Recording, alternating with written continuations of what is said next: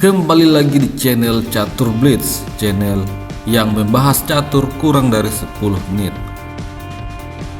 Ini adalah salah satu game yang sangat menarik dari Norway Chess 2024. Pragnanandha Ramesbabu berhasil mengalahkan Magnus Carlsen. Dia memanfaatkan Raja Magnus yang tidak rokade.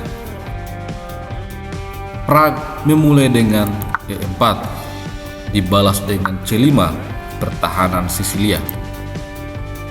Kuda F3, E6, lalu pion D4. Tentu saja pion makan pion, kuda makan pion. Setelah itu Magnus mendorong A6.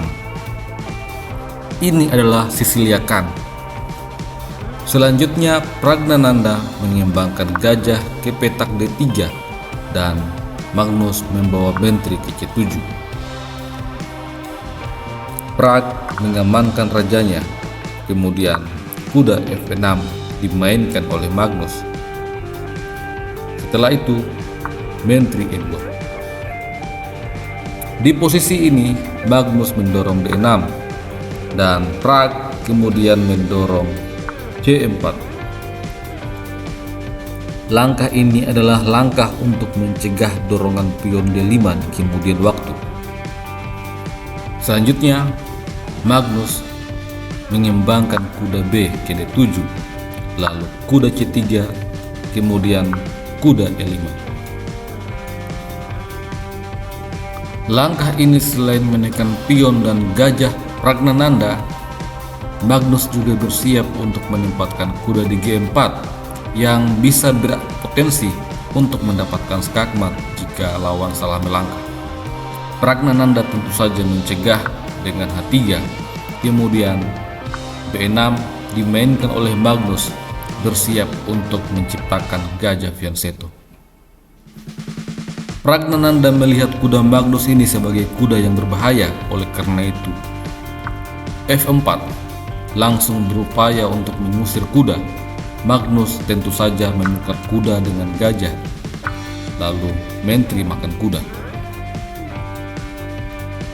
Setelah itu gajah fianchetto, dan pada posisi ini Pragnanandha mendorong F5 bersiap untuk membongkar pion center.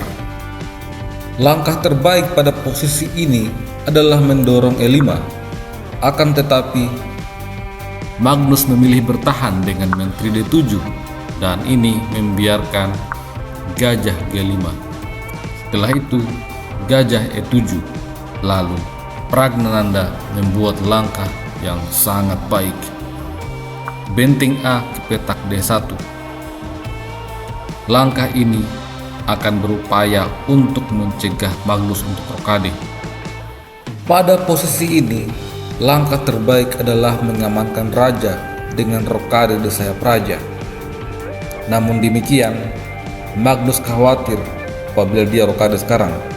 Jika rokade terjadi, maka menteri ke E2 membuka shadowing kepada menteri hitam.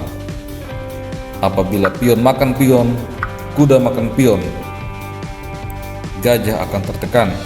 Begitupun dengan pion D.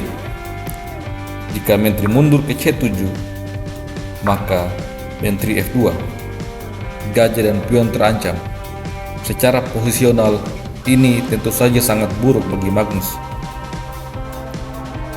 Pada posisi ini, Magnus tidak berani untuk rokade. Dia memainkan benteng C8. Hal ini justru memberikan kesempatan kepada Pragnanandha untuk melakukan eksploitasi pada pertahanan Raja Magnus. Dimulai dengan menteri E2. Magnus mendorong E5, lalu gajah makan kuda. Setelah gajah makan gajah, kuda mundur ke C2. Pada posisi ini menteri C6 menekan pion C dan juga pion E putih. Pada posisi ini Pragnanandha membawa kuda ke E3 menjaga pion C dan gajah G5 dimainkan bersiap untuk menyingkirkan kuda. Pragnanandha langsung mengamankan raja. Setelah itu terjadilah pertukaran gajah dengan kuda. Tentu saja Pragnananda mengambil gajah dengan menteri. Langkah ini juga membiarkan Magnus untuk mengambil pion C, namun tentu saja Magnus menolak untuk mengambil pion beracun itu. Jika Magnus mengambil pion C, maka akan ada dorongan F6. Struktur pion pertahanan akan rusak. Selain itu, Menteri Pragnananda juga akan bebas menjajah wilayah pertahanan hitam melalui petak H6 dan juga menyerang pion B6. Pada posisi ini, Magnus tidak berani mengambil pion. Dia terlebih dahulu mendorong F6. Kemudian, Pragnananda membantu pion dengan B3. Selanjutnya, Magnus mendorong B5, menantang pertukaran pion yang tentu saja tidak boleh diterima oleh Pragnananda. Oleh karena itu, Prag membawa kuda ke D5. Pada posisi ini, Magnus mencoba mengadu menteri untuk bermain ending, namun Pragnananda menolak. Dia membawa menteri ke F3. Setelah itu, pion makan pion. Pragnananda langsung menyerang. Menteri H5 skak. Tentu saja, raja dilarikan ke F8. Dan pada momen ini, benteng diangkat ke F3. Magnus menukar gajah dengan kuda. Kemudian benteng makan gajah menyerang menteri. Dan Magnus membawa menteri ke B6. Setelah itu, pion makan pion. Setelah benteng makan pion, Pragnananda membawa benteng ke B3 menyerang menteri. Magnus memilih menutup serangan itu dengan benteng. Pada posisi ini, Pragnananda menolak untuk mengambil benteng. Dia membawa benteng ke D3. Tetap mempertahankan penguasaan pada lajur B. Benteng makan benteng, benteng makan benteng, menyerang menteri. Setelah itu, menteri mundur ke C7 dan di sini Pragnananda membawa menteri ke D1. Magnus mencoba memainkan G6, tetapi menteri ke B1. Ancaman yang sangat berbahaya dihadapi oleh Magnus. Magnus mencoba bertahan dengan menteri C5, tetapi benteng B7.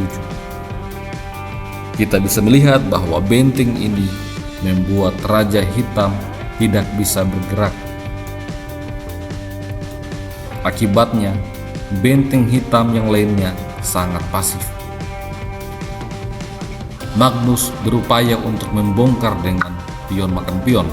Setelah itu, raja dipindahkan ke H2, bermaksud untuk mencegah terjadi skak melalui baris belakang. Sebuah langkah yang sangat cerdik. Langkah ini juga bersiap untuk membawa menteri ikut menyerang. Magnus mencoba menempatkan benteng di G8, menekan pion G, akan tetapi langsung saja dibalas dengan menteri B3, mengancam skakmat. Di posisi ini, D5 dimainkan oleh Magnus, tetapi benteng makan pion, mengancam skakmat pada petak B8. Sampai pada posisi ini, Magnus Carlsen langsung menyerah.